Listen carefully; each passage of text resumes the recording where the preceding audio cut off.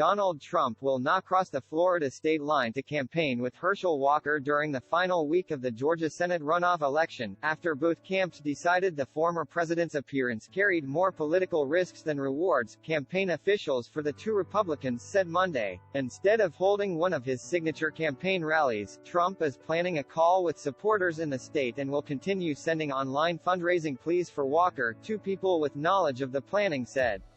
The decision to keep Trump out of the spotlight was a response largely to the former president's political style and image, which can energize his core supporters but also motivate Democratic voters and turn off significant segments of moderate Republicans.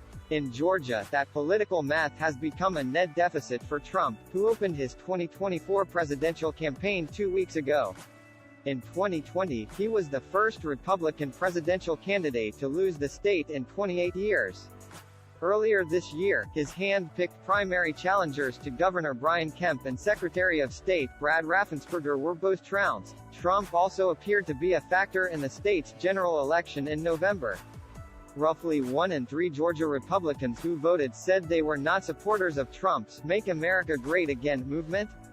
Kemp won 90% of those voters while winning re-election by 7.5 points, according to the AP VoteCast survey of 2022 voters. Walker, who finished 1 point behind Senator Raphael Warnock, the Democratic incumbent, won just 3/4 of Republicans opposed to Trump's MAGA movement. In the Senate race, Warnock finished with less than 50% of the vote, forcing a runoff December 6 with Walker under Georgia law. Trump has held 2 campaign rallies with Walker, one in September 2021 and another last March. His super PAC, MAGA Inc., spent $3.6 million broadcasting TV ads in the state for Walker, but Trump did not hold a rally in Georgia once Walker became a general election candidate. The decision to steer clear of Georgia during the final stretch of the runoff contrasts with Trump's approach 2 years ago, when he held 2 large rallies before the 2 Senate runoffs in Georgia.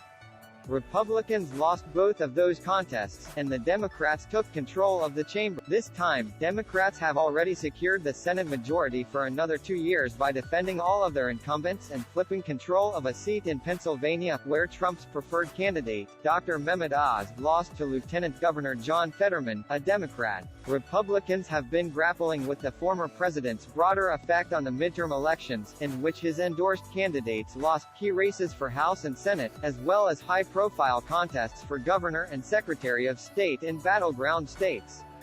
Trump had been teasing a visit to Georgia for weeks, and during his speech at Florida's Mar-a-Lago declaring his candidacy, he offered his full support of Walker, calling him a fabulous human being who loves our country, and imploring all of his supporters in Georgia to vote for him.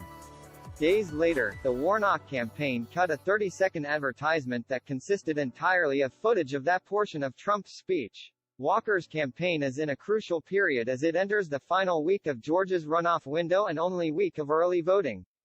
On November 8, Walker lagged behind the rest of the GOP ticket in the state and garnered roughly 200,000 fewer votes than Kemp.